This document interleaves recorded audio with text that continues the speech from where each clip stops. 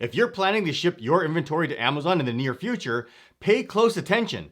Amazon just changed your storage and restock limits and how it's calculated. What's up guys, my name is Crescent, and effective March 1st, 2023, Amazon changed the way we store inventory at their warehouses. If you didn't already know, how we've been storing inventory and our storage limits have been replaced by capacity limits. If you jump onto your inventory performance dashboard, you'll notice that it looks different. Instead of your storage and restock limits, there's now a capacity monitor, as you can see here. I'll go over how this new system works in a minute. So why this change is important and why I'm covering it in this video is because if you're planning to launch your first product or you're about to run out of stock and you need to reorder, you may not be able to send in the number of units that you think you can. So if you're unable to send your entire inventory to Amazon's warehouse, you can be up a creek with excess inventory. You'll need to find another place to store it. And it'll be even worse if you're unable to restock before you run out of inventory. But later on in this video, I have a solution for you so that you'll never run out of stock with Payability, the sponsor of today's video. But more on that later. First, let's take a look at what's changed and how it affects you. The biggest change is you haven't smashed the like button for the YouTube algorithm. There's no limit on how many times you can smash it, but the more people that do, the more it helps out this channel, and I would really appreciate it. So thank you. And if you want to learn more about selling on Amazon and connect with me, as well as surround yourself with other like-minded sellers, join my Amazon Facebook group. It's one of the largest with over 30,000 members. You can find a link to it in the description below. So with that said, the biggest change is our available storage isn't based on the number of units we can send in and store at Amazon. The new capacity limits are now measured by volume in cubic feet. If you have an individual Amazon seller account, the capacity limit is 15 cubic feet, and that can never be changed. If you have a new professional seller account, you actually have no capacity limits. New meaning your account is less than 39 weeks old. However, if your account is older than 39 weeks, you'll receive capacity limits based on your IPI score and sales performance. And like before, maintaining a consistently high IPI score will result in higher capacity limits. Now, how the new capacity limit works is we no longer have weekly restock limits. As you can see here, it says we now have a single month-long capacity limit.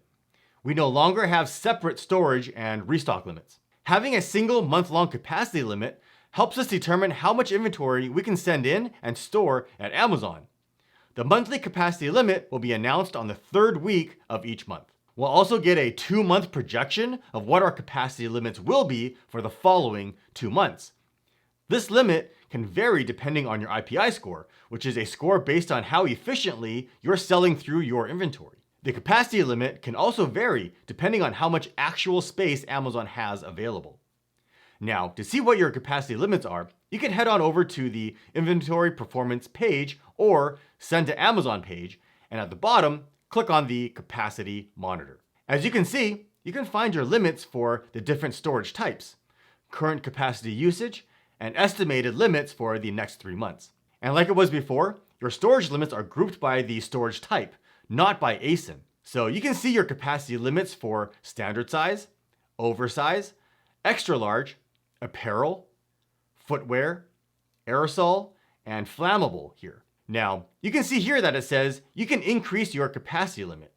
If you need more space than you're allotted, you can actually put in a request for more space. If you have a professional selling account, you can request additional capacity that you need here, and how much you're willing to pay for that extra space here, called a reservation fee.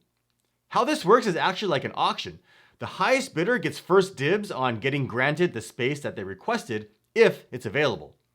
And if you're granted the extra space, you can offset the reservation fee you're paying with performance credits earned from the sales you generate using the extra capacity. Performance credits are designed to offset up to 100% of your reservation fee. This means that you don't have to pay for the capacity as long as your products sell through. I'll leave links to everything I went over here in the description below if you want to dive deeper into how the new capacity manager works. Now, if you noticed here, the storage capacity is now shown in cubic feet, not units like it used to. As you can see here, instead of saying you have 800 units out of 1,000 available like it used to, it now shows that I have a capacity limit of 100 cubic feet. So I know a bunch of you are going to ask, Well, how do I know how many units I can ship now? Because units obviously makes more sense. Well, before I show you how, a common problem many of us sellers run into when stocking up is cash flow. If you need to restock but you're short on cash and you need money to order more inventory, you can be up a creek, but payability can help you.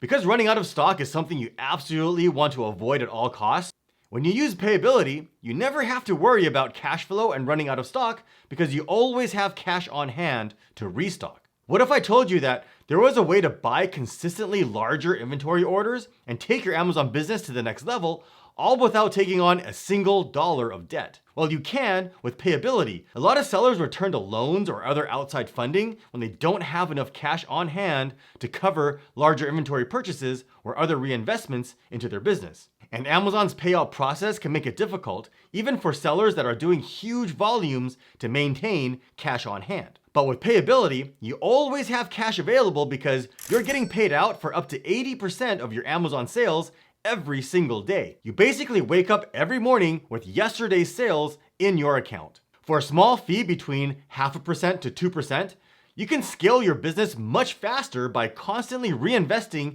in your business and taking advantage of opportunities as they arise. It's really a game changer when it comes to scaling your Amazon business quickly. Payability has provided over $6 billion in funding to thousands of online sellers since 2015.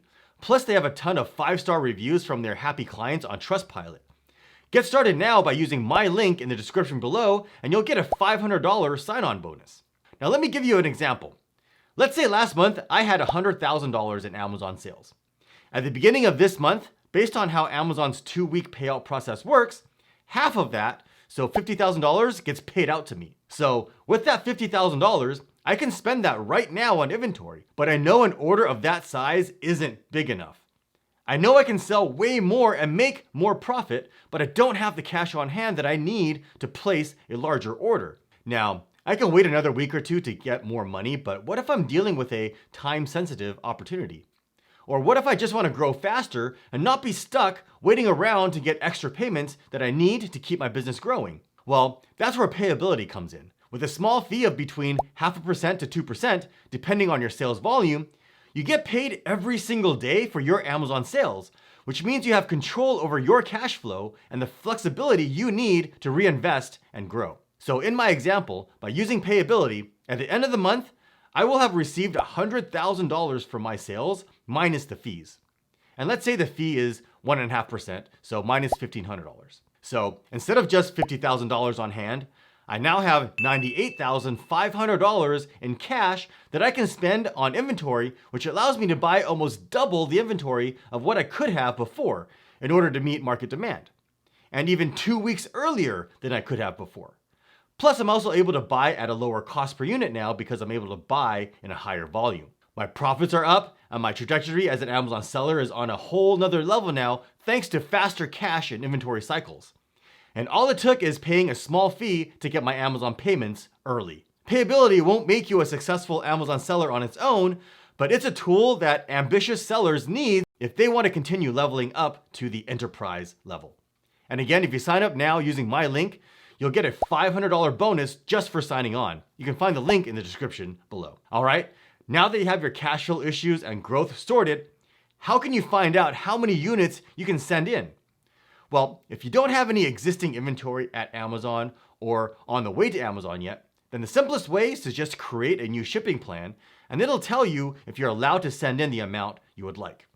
If you get an error like you see here, then you can't send in that amount. However, if you'll notice here, I could actually ship in more than 1,000 units for this product now, unlike before where the storage limit was only 1,000 units. Now, once you've completed a shipping plan or you have existing inventory at Amazon, then in your capacity monitor, it shows your current capacity usage, how much space you have left, and an estimate of how many units you can send in. And again, if you want to learn more about selling on Amazon and connect with me, join my Amazon Facebook group. Over 30,000 other people already have. There's a link right over here.